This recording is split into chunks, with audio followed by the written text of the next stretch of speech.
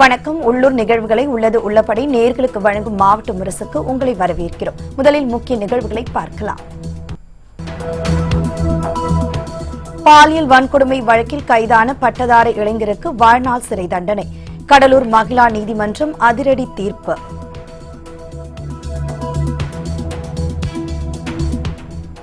தேன்கனிக்கோட்டை அருகே தாவரக்கரை வனப்பகுதியில் இருந்து விரட்டி அடிக்கப்பட்ட காட்டு யானைகள்.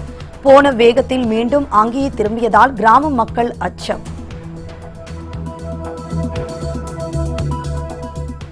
விழுப்புரம் அருகே பள்ளிக்கு பூட்டு போட்ட மாணவ மாணவிகள் போராட்டம்.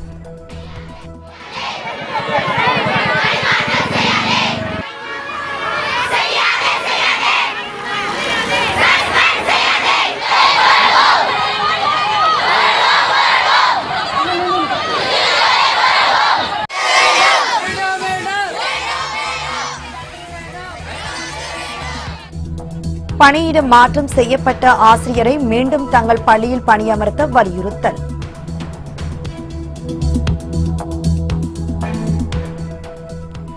கமுதியில் ஆயுதப்படைக்கு சொந்தமான குடியிருப்பு பகுதிகளில் சுற்றித் திரிந்த விஷப்பாம்புகள்.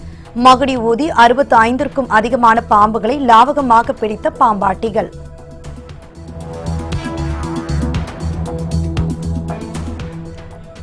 உறையூர் குங்குமவல்லி அம்மன் கோவிலில் வளைகாப்பு திருவிழா கோலாகலம். அர்ச்சிக்கப்பட்ட வளையல்களை அணிந்து கர்ப்பிணி பெண்கள் மகிழ்ச்சி. காட்டுமன்னார் கோவில் அருகே பாலியல் வன்கொடுமை வழக்கில் பட்டதாரி இளைஞருக்கு வாழ்நாள் சிறை தண்டனை அளித்து கடலூர் மகிழா நீதிமன்றம் அதிரடி தீர்ப்பு வழங்கியுள்ளது. கடலூர் மாவட்டம் திட்டக்குடியை அடுத்த ரெட்டியூரை சேர்ந்தவர் தினேஷ் பாபு.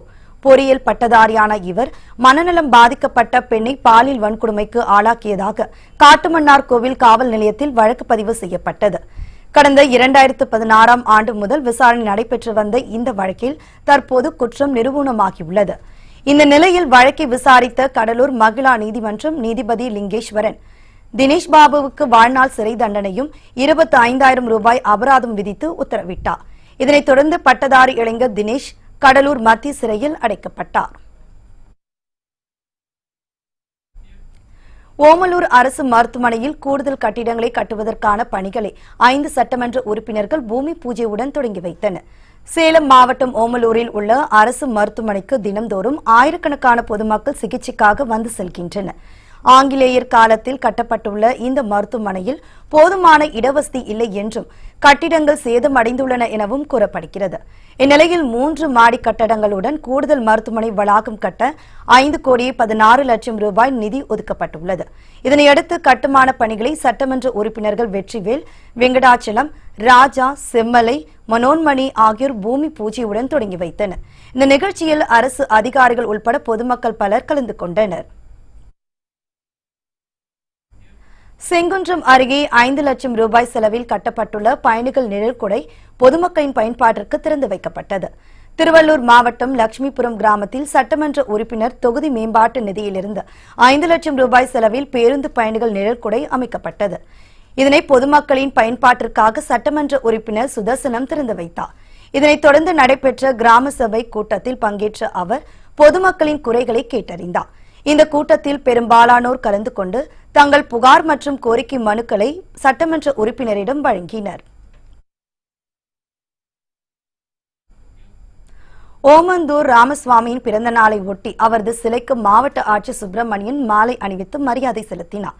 விழுப்புரம் மாவட்டம் திண்டிவனத்தில் உள்ள ஓமந்தூரில் முன்னாள் முதல்வர் ஓமந்தூர் ராமசாமியின் 125வது பிறந்தநாள் விழா கொண்டாடப்பட்டது. இதையொட்டி தமிழக அரசு சார்பில் ஓமந்தூரில் அமைக்கப்பட்டுள்ள ராமசாமியின் நினைவு மணிமண்டபத்தில் உள்ள அவரது உருவ சிலைக்கு மாவட்ட ஆட்சியர் சுப்பிரமணியன், மாவட்ட காவல் கண்காணிப்பாளர் ஜெயக்குமார் உள்ளிட்டோர் மாலை அணிவித்து மரியாதை செலுத்தினர்.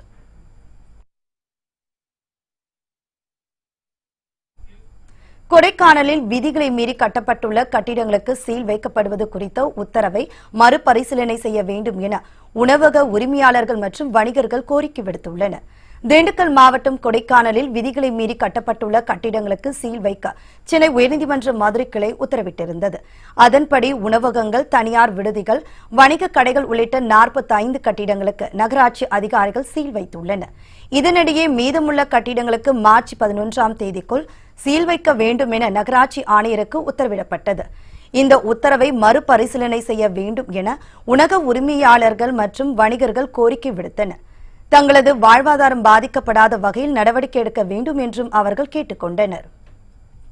நேற்றைய தினம் நம்மளுடைய உயர்நீதிமன்றம் எங்களுக்கெல்லாம், கொடைக்கானல் மக்களுக்கெல்லாம் ஒரு சுனாமி போல ஒரு தீர்ப்பு வந்து விழுந்துவிட்டது.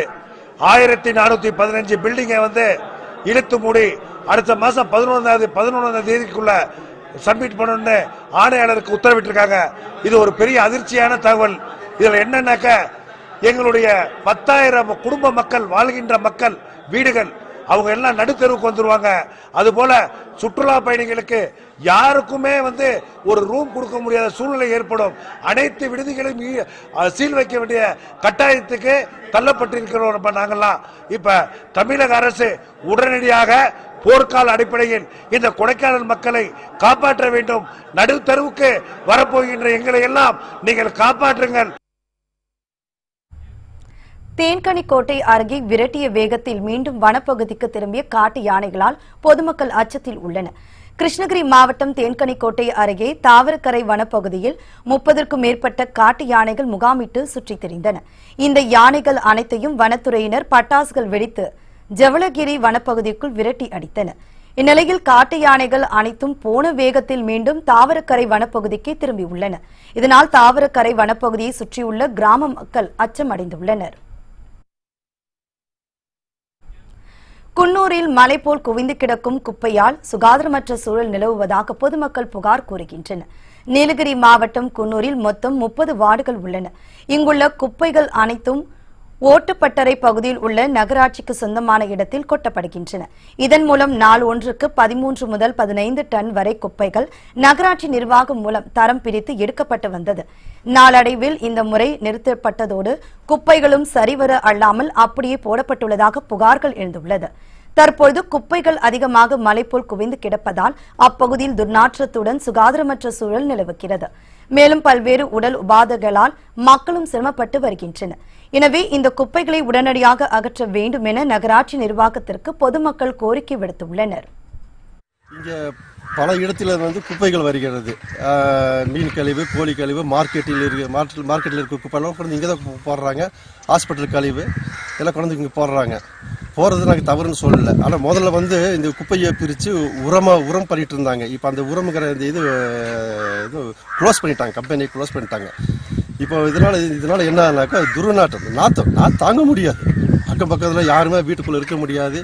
இதுக்குள்ளே இருக்கிற கொசுங்கள்லாம் வீட்டுக்குள்ளே புந்து எல்லா மனிதர்களை, குழந்தைகள், பெரியவர்கள் எல்லாம் கடிச்சு அதனால் எங்களால் தாங்க முடியதில்லை. அதனால பெரிய வியாதிகள் வர்றதுக்கு சம்மந்தம் இருக்குது. அதனால் நாங்கள் என்ன சொல்கிறோம், கொஞ்சம் சுத்தம் பண்ணி கொடுத்தீங்கன்னா போதும். லால்குடியில் நடைபெறும் ஜல்லிக்கட்டு போட்டியில் விஐபி காளைகளுக்கு அனுமதி இல்லை என கோட்டாட்சியர் திட்டவட்டமாக தெரிவித்துள்ளார். திருச்சி மாவட்டம் லால்குடியில் உள்ள மாரியம்மன் கோவில் திருவிழாவை முன்னிட்டு வருகின்ற 9ஆம் தேதி ஜல்லிக்கட்டு போட்டி நடைபெற உள்ளது. இது தொடர்பான ஆலோசனைக் கூட்டம் லால்குடி வருவாய் கோட்டாட்சியர் பாலாஜி தலைமையில் நடைபெற்றது.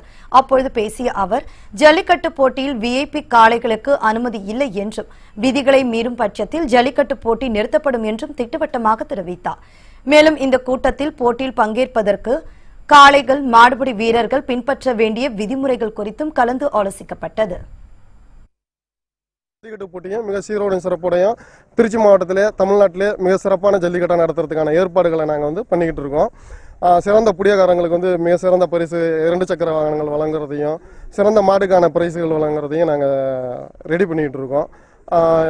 அரசாங்கம் காட்டிய வழிமுறைகளின்படி எந்த ஒரு இதுவும் இல்லாமல் சீரும் சிறப்புமாக அந்த வேடிக்கையை நாங்கள் நடத்துறதுக்கு லால்குடியில் நாங்கள். திருச்செங்கோடு அருகே நடைபெற்ற எம்ஜிஆர் பிறந்தநாள் விழாவில் அமைச்சர் தங்கமணி கலந்து கொண்டு பொதுமக்களுக்கு இனிப்புகள் வழங்கினார். நாமக்கல் மாவட்டம் பள்ளிப்பாளையத்தில் எம்ஜிஆரின் 102வது பிறந்தநாள் விழா கொண்டாடப்பட்டது. இதில் தமிழக மின்சாரத்துறை அமைச்சர் தங்கமணி கலந்து கொண்டு எம்ஜிஆர் திருவுருவப் படத்திற்கு மலர் தூவி மரியாதை செய்தார். இதனையடுத்து அங்கிருந்த கொடிக்கம்பத்தில் கட்சி கொடி ஏற்றிய அவர் பொதுமக்களுக்கு இனிப்புகள் வழங்கினார். இந்த நிகழ்ச்சியில் நகர கழக செயலாளர்கள் வெள்ளையங்கிரி, சுப்பிரமணி உள்பட பலர் கலந்து கொண்டனர். விழுப்புரம் அருகே பள்ளிக்கு பூட்டு போட்டு மாணவர்கள் போராட்டம் நடத்திய சம்பவம் பரபரப்பை ஏற்படுத்தியுள்ளது. விழுப்புரம் மாவட்டம் முண்டியம்பாக்கம் பகுதியில் செயல்பட்டு வரும் அரசு உயர்நிலைப் பள்ளியில் 500க்கும் மேற்பட்ட மாணவ மாணவியர்கள் கல்வி பயின்று வருகின்றனர். இங்கு பணிபுரிந்த கணித ஆசிரியர் சுந்தரமூர்த்தி ஜாக்டோஜியோ போராட்டத்தில் பங்கேற்றதால் பணியிட மாற்றம் செய்யப்பட்டார். இதனை கண்டித்து அந்த பள்ளி மாணவர்கள் 300க்கும் மேற்பட்டோர் நேற்று பள்ளிக்கு பூட்டு போட்டு போராட்டம் நடத்தினர். எங்கள் ஆசிரியர் எங்களுக்கு வேண்டும் என மாணவர்கள் முழக்கமிட்டதால் அந்த பகுதியில் சிறிது நேரம் பரபரப்பு நிலவியது. இதனையடுத்து சம்பவ இடத்திற்கு வந்த போலீசார் மாணவ மாணவிகளுடன் சமரச பேச்சுவார்த்தையில் ஈடுபட்டனர். ஆசிரியருக்காக மாணவ மாணவியர்கள் அனைவரும் பள்ளிக்கு பூட்டு போட்டு போராட்டத்தில் ஈடுபட்டுள்ள சம்பவம் நிகழ்ச்சியை ஏற்படுத்தியுள்ளது.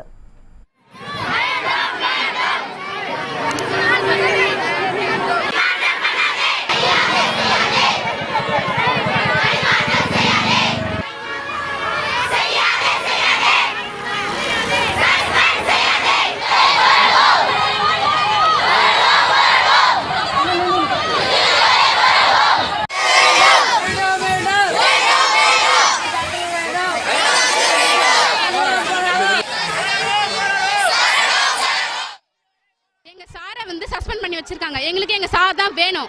அவங்க போராட்டம் பண்ணாங்கன்னு சொல்றீங்கல்ல, எதனால போராட்டம் பண்ணாங்க? 3500 ஸ்கூலை இழுத்து மூடக்கூடாதுன்னு போராட்டம் பண்ணாங்க. எங்களுக்காக தான் அவங்க போராட்டம் பண்ணாங்க. இதை மற்றவங்க சம்பளத்துக்காக பண்ணாங்கன்னு சொல்லிட்டு அவங்க டீச்சர்ஸ் மேலே திருப்பி விட்டுறாங்க. டீச்சர்ஸ்ல எதுக்காக பாடுபடுறாங்க? நாங்க நல்லா இருக்கணும், எதிர்கால சமுதாயம் நல்லா இருக்கணும் தானே பாடுபடுறாங்க. அப்படிப்பட்ட டீச்சர்ஸ் எதுக்காக சஸ்பெண்ட் பண்றாங்க? எங்களுக்கு எங்க சார் வேணும்னு நாங்க 30 நாள்ல பப்ளிக் எழுத போறோம். அவர் இருந்தா மட்டும்தான் நாங்க எழுதுவோம். எல்லாம் எக்ஸாம் கூட எழுத மாட்டோம். அது வரல ஸ்கூல் மூடி தான் இருக்கும். கமுதியில் ஆயுதப்படைக்கு சொந்தமான குடியிருப்பு பகுதிகளில் சுற்றித் திரிந்த ஏராளமான விஷ பாம்புகளை பாம்பாட்டிகள் லாவகமாக பிடித்தன. ராமநாதபுரம் மாவட்டம் கமுதியில் ஆயுதப்படை போலீசாருக்கு சொந்தமான குடியிருப்பு பகுதி உள்ளது. இந்த பகுதியை சுற்றி ஏராளமான விஷ பாம்புகள் சுற்றித் திரிவதால் காவலர்களின் குடும்பத்தினர் மிகவும் அச்சத்தில் இருந்து வந்துள்ளனர். இந்த நிலையில் அந்த பகுதி குடியிருப்பு வாசிகள் பாம்பாட்டிகளை அழைத்து வந்து பாம்புகளை பிடிக்க முடிவு செய்தனர். இதனையடுத்து அங்கு வந்த 4 பாம்பாட்டிகள் மகுடிகளை ஊதி பாம்பை பிடித்தனர். இதில் 5 நாகப்பாம்பு, 20 கட்டுவிரியான் உள்ளிட்ட 65 பாம்புகள் பிடிபட்டன. பிடிப்பட்ட பாம்புகள் அனைத்தும் வனத்துறையினரிடம் ஒப்படைக்கப்பட்டு அடர்ந்த காட்டுக்குள் விடப்படும் என காவல்துறையினர் தெரிவித்துள்ளனர்.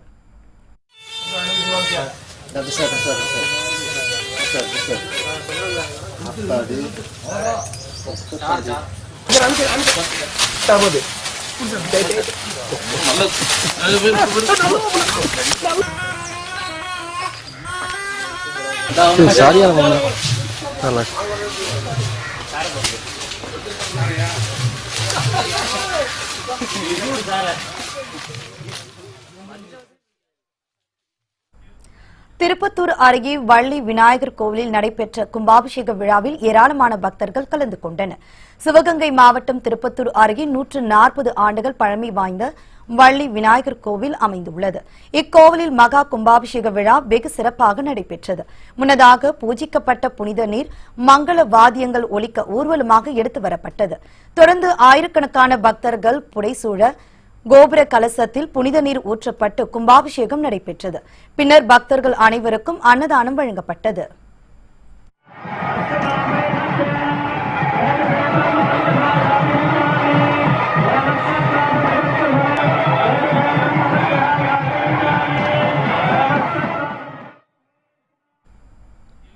திண்டுக்கல்லில் கோட்டை மாரியம்மன் கோவிலில் பூரத ஊர்வலம் வெகு சிறப்பாக நடைபெற்றது. திண்டுக்கல்லில் அமைந்துள்ள பிரசித்தி பெற்ற கோட்டை மாரியம்மன் கோவிலில் திருவிழா தொடங்கி நடைபெற்று வருகிறது. இந்நிலையில் விழாவின் முக்கிய நிகழ்வுகளில் ஒன்றான பூச்சொரிதல் விழா வெகு சிறப்பாக நடைபெற்றது. இதையொட்டி பூக்களால் அலங்கரிக்கப்பட்ட ரதத்தில் அம்பாள் பவனி வந்து பக்தர்களுக்கு அருள்பாலித்தார். அப்போது வழிநெடுகிலும் இருந்த பக்தர்கள் பூக்களை வழங்கி பக்தி பரவசத்துடன் அம்பாளை தரிசனம் செய்தனர்.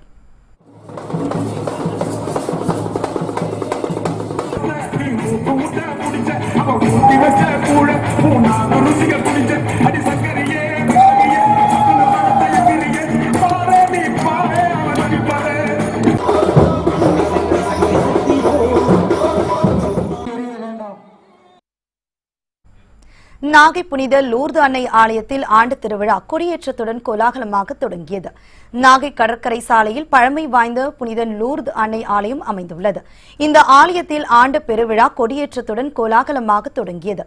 இதையொட்டி பேண்டு வாத்தியங்கள் முழங்க ஊர்வலமாக எடுத்து வரப்பட்ட கொடிப்பட்டம் வண்ண வானிக்கை வேடிக்கை உலருடன் கொடிமரத்தில் ஏற்றப்பட்டது. இதில் திரளான கிறிஸ்தவர்கள் கலந்து கொண்டு லூர்து அன்னையின் அருளை பெற்றனர்.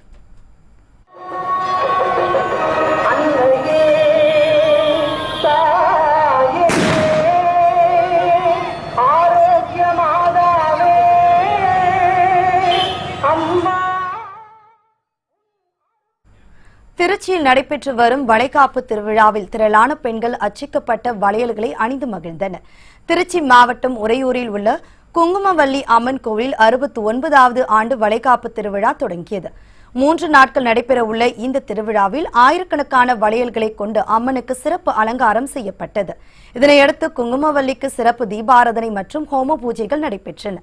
இதில் கர்ப்பிணி பெண்களுக்கு சுகப்பிரசவம் நடைபெற வேண்டி வழிபாடு செய்யப்பட்டது. இதனையடுத்து கர்ப்பிணி பெண்களுக்கு 48 நாட்கள் அர்ச்சிக்கப்பட்ட வளையல்கள், குங்குமம் மற்றும் அம்பாள் படம் வழங்கப்பட்டது. கோயிலுக்கு வந்தா குழந்தை பிறக்கும்னு சொன்னாங்க. நாங்க வந்து இப்போ கன்சீவ் ஆயிட்டேன். இப்போ சுகப்பிரசவம் ஆகணும்னு சொல்லி வந்து வளையல் போட்டுட்டு போறோம். எல்லாரும் ரொம்ப சந்தோஷமா இருக்கு. ஒவ்வொரு பிரதோஷத்துக்கும் இங்கே வந்து வேண்டுதல் பண்ணுவோம். அது மாதிரி நான் வேண்டிய மாதிரி முதல் குழந்தை சுகப்பிரசவத்தில் நல்லபடியாக பிறந்தது. இப்போ 2வது குழந்தைக்கு வேண்டிட்டு இன்னைக்கு வளைகாப்பு போட்டிருக்கோம். அதே மாதிரி நல்லபடியாக அம்பாள் சுகப்பிரசவத்தில் கருணை புரிவாங்க நம்புகிறோம். வேண்டிக்கிட்ட மாதிரியே எல்லாமே உண்மையாக நடக்கும். திருப்பத்தூர் அருகே கோவில் அலங்கார வளைவை குன்றக்குடி பொன்னம்பல அடிகளார் திறந்து வைத்தார். சிவகங்கை மாவட்டம் கண்டரமாணிக்கம் பகுதியில் புகழ்பெற்ற ஐயனார் மற்றும் முனியப்பா கோவில்கள் அமைந்துள்ளன. இந்நிலையில் கோவில்களுக்கு செல்லும் வழியில் அலங்கார வளைவு அமைக்க வேண்டும் என்பது பக்தர்களின் நீண்ட நாள் கனவாக இருந்து வந்தது.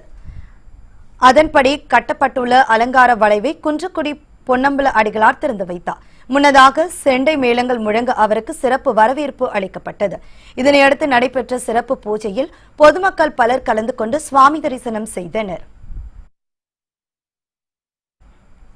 நிலக்கோட்டை அரசு கல்லூரியில் தனியார் நிறுவனம் சார்பில் நடத்தப்பட்ட மேம்பாட்டு பயிற்சியில் கல்லூரி மாணவிகள் ஆர்வமுடன் பங்கேற்றனர். திண்டுக்கல் மாவட்டம் நிலக்கோட்டை அரசு மகளிர் கலை கல்லூரியில் தனியார் நிறுவனம் சார்பில் மாணவிகளுக்கு மேம்பாட்டு திறன் வளர்ப்பு பயிற்சி வகுப்பு நடத்தப்பட்டது. மாணவிகள் தங்களது திறமையை எப்படி வளர்த்துக் கொள்வது, சமூகத்தில் அவர்கள் நடந்து கொள்ள வேண்டிய முறை, சாதனை புரிவதற்கான அறிவு திறன் உள்ளிட்ட பல்வேறு முன்னேற்ற நடவடிக்கை குறித்து இந்த சிறப்பு வகுப்பில் மாணவிகளுக்கு எளிமையாக எடுத்துரைக்கப்பட்டது. இதில் 2000க்கும் அதிகமான கல்லூரி மாணவிகள் ஆர்வமுடன் பங்கேற்று பயனடைந்தனர். காரைக்காலில் சமூக வலைதளம் மூலம் 28 வருடங்களுக்கு பின் ஒன்று கூடிய முன்னாள் மாணவர்கள் தங்களின் பள்ளிக்கால மகிழ்ச்சி தருணங்களை நினைவு கூர்ந்தனர். காரைக்கால் மாவட்டம் நேருநகர் பகுதியில் உள்ள சர்வைட் உயர்நிலைப் பள்ளியில் 28 வருடங்களுக்கு முன்பு 4ஆம் வகுப்பு பயின்ற முன்னாள் மாணவர்களின் சந்திப்பு நிகழ்ச்சி காரைக்காலில் உள்ள தனியார் மண்டபத்தில் நடைபெற்றது. இதில் 45 பேர் தங்கள் குடும்பத்துடன் உற்சாகத்துடன் பங்கேற்று பள்ளிக்கால மலரும் நினைவுகளை பகிர்ந்து கொண்டு மகிழ்ச்சி அடைந்தனர். பின்பு அனைவரும் ஒன்று கூடி குழு புகைப்படம் எடுத்துக் கொண்டனர். சமூக வலைதளம் மூலம் ஒன்று கூடிய இந்த நட்பு வட்டாரம் ஒருவருடன் ஒருவர் ஆறு தழுவி மகிழ்ச்சியை வெளிப்படுத்திய நிகழ்வு காண்போரை நிகழ்ச்சியில் ஆழ்த்தியது. நாங்க 28 வருஷம் ஒருத்தங்களை நாங்க சந்திச்சுக்கவே இல்லை. எங்க கிட்ட மிஞ்சி ஒரு 2 பேர் கான்டாக்ட் தான் ஒவ்வொருத்தங்கள்ட்ட இருந்தது. நாங்க வந்து அந்த 2 பேர் கான்டாக்ட் ஃபர்ஸ்ட் ஒரு நவம்பர் 2018 24th அன்னைக்கு ஒரு சின்ன ஒரு பிளான் பண்ணோம். அந்த 2 பேர் சேர்ந்து இது வந்து ஒரு குரூப்பா ஃபார்ம் பண்ணுவோம். இவங்க அத்தனை பேரையும் கண்டுபிடிப்போம். ஒரு வித்தியாசமா இருக்கும். ஏன்னா 28 வருஷம் ஆயிடுச்சு. 28 வருஷத்துல நம்ம கண்டுபிடிக்க முடியுமான்னு ஒரு சந்தேகம் இருந்தது எங்க கிட்ட. அந்த சந்தேகம் அதை எப்படி நாங்க இது சால்வ் பண்ணோம்னா சோசியல் மீடியா மூலியமா அதை கிளியர் பண்ணோம். விருதாச்சலம் அருகே 2 லட்சம் ரூபாய் செலவில் அமைக்கப்பட்டுள்ள ஆழ்துளை கிணறு மற்றும் மினி குடிநீர் தொட்டியை எம்எல்ஏ கலைசெல்வன் திறந்து வைத்தார். கடலூர் மாவட்டம் விருதாச்சலம் அடுத்த வடக்குப்பம் கிராமத்தில் குடிநீர் பற்றாக்குறையை போக்கும் வகையில் ஆழ்துளை கிணறு அமைத்து தர வேண்டும் என பொதுமக்கள் நீண்ட நாட்களாக வலியுறுத்தி வந்தனர். இந்நிலையில் எம்எல்ஏ கலைச்செல்வன் தனது தொகுதி மேம்பாட்டு நிதியிலிருந்து 2,50,000 ரூபாயை ஒதுக்கி வடக்குப்பம் கிராமத்தில் ஆழ்துளை கிணறு மற்றும் மினி குடிநீர் தொட்டி அமைக்க வழிவகை செய்தார். இதற்கான திறப்பு விழாவில் எம்எல்ஏ கலைச்செல்வன் கலந்து கொண்டு ஆழ்துளை கிணறு மற்றும் மினி குடிநீர் தொட்டியை மக்கள் பயன்பாட்டிற்காக திறந்து வைத்தார். மன்னார்குடியில் காவலர்களுக்கான சிறப்பு பயிற்சி முகாமை மாவட்ட காவல்துறை கண்காணிப்பாளர் துரை தொடங்கி வைத்தார். காவல்துறையில் பணியாற்றும் காவலர்களின் மன அழுத்தத்தை குறைக்கும் விதமாக திருவாரூர் மாவட்டம் மன்னார்குடியில் 3 சிறப்பு பயிற்சி முகாம் தொடங்கப்பட்டுள்ளது. இதனை மாவட்ட காவல்துறை கண்காணிப்பாளர் துரை குத்துவிளக்கேற்றி தொடங்கி வைத்தார். இதில் மாவட்டம் முழுவதும் உள்ள 29 காவல் நிலையங்களில் பணியாற்றும் 100க்கும் மேற்பட்ட காவலர்கள் கலந்து கொண்டனர். பல்லடம் அருகே மர்ம நோய் தாக்கி உயிரிழந்த தனது கால்நடைகளுக்கு அரசு உரிய இழப்பீடு வழங்க வேண்டும் என விவசாயி வேண்டுகோள் விடுத்துள்ளார். திருப்பூர் மாவட்டம் மாதப்பூர் பகுதியைச் சேர்ந்த வெள்ளையங்கிரி கால்நடைகளை வளர்த்து வருகிறார். இந்நிலையில் கடந்த சில தினங்களுக்கு முன்பு தாக்கப்பட்ட மர்ம நோயால் அவருடைய 3 மாடுகள் மற்றும் ஒரு ஆடு உயிரிழந்துள்ளன. இதனால் அதிர்ந்து போன விவசாயிக்கு 2.5 லட்சம் ரூபாய் இழப்பு ஏற்பட்டுள்ளதாக கூறப்படுகிறது. எனவே உயிரிழந்த தனது கால்நடைகளுக்கு அரசு உரிய இழப்பீடு வழங்க வேண்டும் என அவர் கண்ணீர் மல்க வேண்டுகோள் விடுத்தார். வடுவளைய டாக்டர் அரசு மருத்துவமனையிலிருந்து வந்து பார்த்தாங்க. வந்து பார்த்துட்டு மஞ்சள் காமால அப்படின்ட்டு வந்து ட்ரீட்மெண்ட் எடுத்து பார்த்து சொல்லிட்டு போனாங்க. அன்னைக்கே 3 மாடும் ஒரு மாடு முன்னத்தில் இறந்ததுங்க. மறுச்ச நாள் 2 மாடும் சினையும் ஒன்றுங்க கறவை 2 எல்லாம் என்ற முதலே போச்சுங்க. எனக்கு அதை வச்சு தான் ஏதோ 2 பணம் சம்பாதிச்சிட்ருக்குறேங்க. எல்லாம் எனக்கு ஏதோ அரசு மூலியமாக நிவாரண நிதிக்கு இது பண்ணணுங்க. பல்லடம் அருகே திமுக சார்பில் நடைபெற்ற கிராம சபை கூட்டத்தில் முன்னாள் அமைச்சர் செல்வராஜ் பங்கேற்று மக்களின் குறைகளை கேட்டறிந்தார். திருப்பூர் மாவட்டம் கரைப்புதூரில் திமுக சார்பில் கிராம சபை கூட்டம் நடைபெற்றது. இதில் முன்னாள் அமைச்சர் செல்வராஜ் கலந்து கொண்டு பொதுமக்களின் குறைகளை கேட்டறிந்தார். அதற்கு பதிலளித்து பேசிய அவர், திமுக ஆட்சிக்கு வந்தால் பொதுமக்களின் குறைகள் அனைத்தும் சரி செய்து தரப்படும் என உறுதி அளித்தார். இந்த கூட்டத்தில் கட்சி தொண்டர்கள் உட்பட பலர் பங்கேற்றனர். சட்டமன்ற உறுப்பினராகுவதற்கு உறுதியாக நின்ற அந்த கரைப்பூர் மாவட்டக்கூடிய குடிநீர் பிரச்சனை தீரவில்லை, குப்பை பிரச்சனை தீரவில்லை, சாலை வசதி தீரவில்லை, தெருவிளக்கு பிரச்சனை தீரவில்லை. ஆக எல்லா நிலையிலும் ஊராட்சி சபையில் இருக்கக்கூடிய அந்த பஞ்சாயத்தில் இருக்கக்கூடிய பிரச்சனைகள் தீராமல் இருக்கின்ற அவலங்களை இந்த மக்கள் மூலமாக கேட்டிருக்கிறோம். ஏழை மக்கள் பயன்படக்கூடிய அந்த ரேஷன் அரிசியிலும் கூட ஊழல் மட்டும் இல்லாமல் கடன் முன்னாலேயே அதிக விலைக்கு வாங்கக்கூடிய ஒரு அவல நிலைமை இந்த கரைப்பூர் பஞ்சாயத்தில் இருக்குன்னு சொல்லும்போது கேட்டா ரொம்ப ஒரு கஷ்டமா இருக்கு.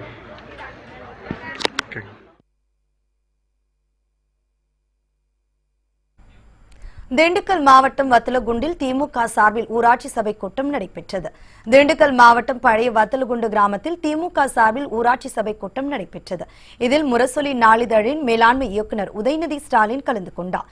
இதனையடுத்து கிராமத்தின் அடிப்படை வசதி, குடிநீர், சுகாதாரம் உள்ளிட்ட பிரச்சினைகள் குறித்து பொதுமக்களிடம் உதயநிதி ஸ்டாலின் கேட்டறிந்தார். இந்த நிகழ்ச்சியில் திமுக துணை பொதுச் செயலாளர் பெரியசாமி, சட்டமன்ற உறுப்பினர்கள் அன்பில் மகேஷ், பொய்யாமொழி, சக்கரபாணி உள்பட ஏராளமான திமுகவினர் கலந்து கொண்டனர். இதேபோன்று நீலகிரி மாவட்டம் கோத்தகிரியில் நடைபெற்ற திமுக ஊராட்சி சபை கூட்டத்தில் முன்னாள் அமைச்சர் ஆர் ராசா கலந்து கொண்டு சிறப்புரையாற்றினார்.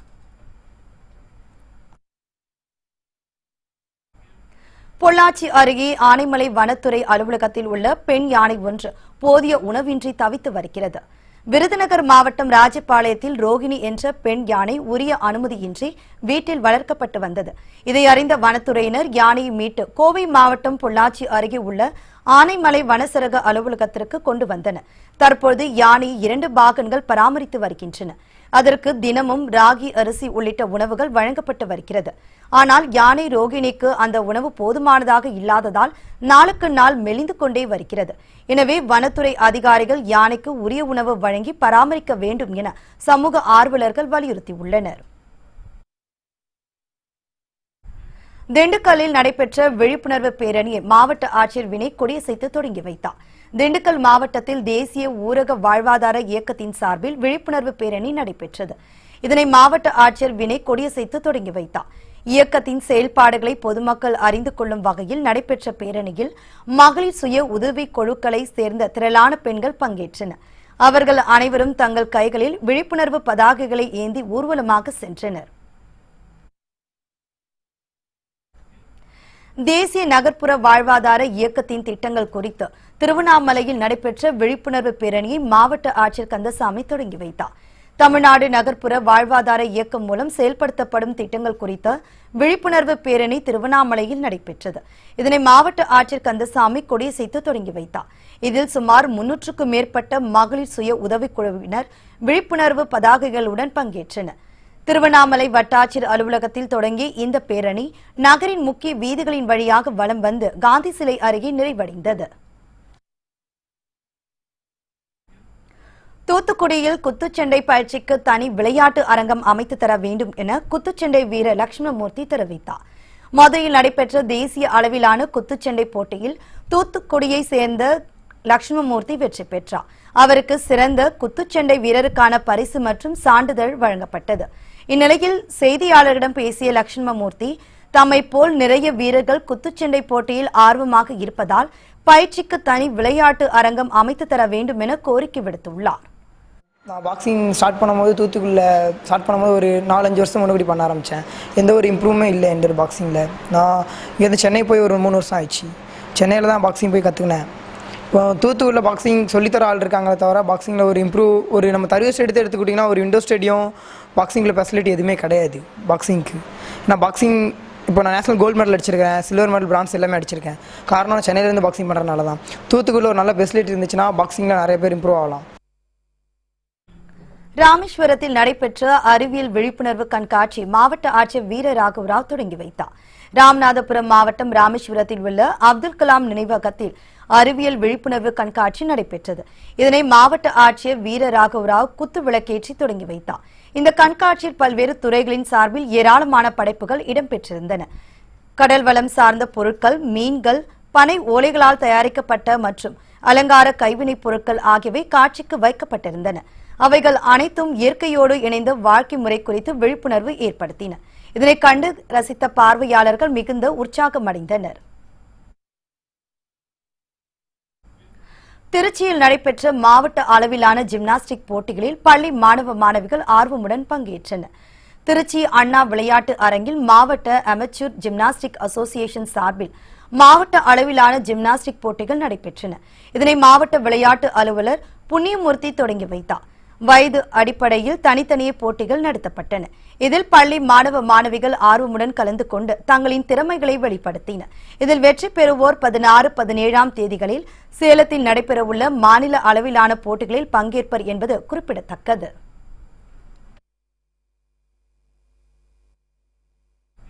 மாவட்ட முரசு செய்திகள் இத்துடன் நிறைவடைந்தது. புத்தம் புதிய செய்திகளை உடனுக்குடன் தெரிந்து கொள்ள தொடர்ந்து இணைந்திருங்கள் மாலை முரசு தொலைக்காட்சியுடன். வணக்கம்.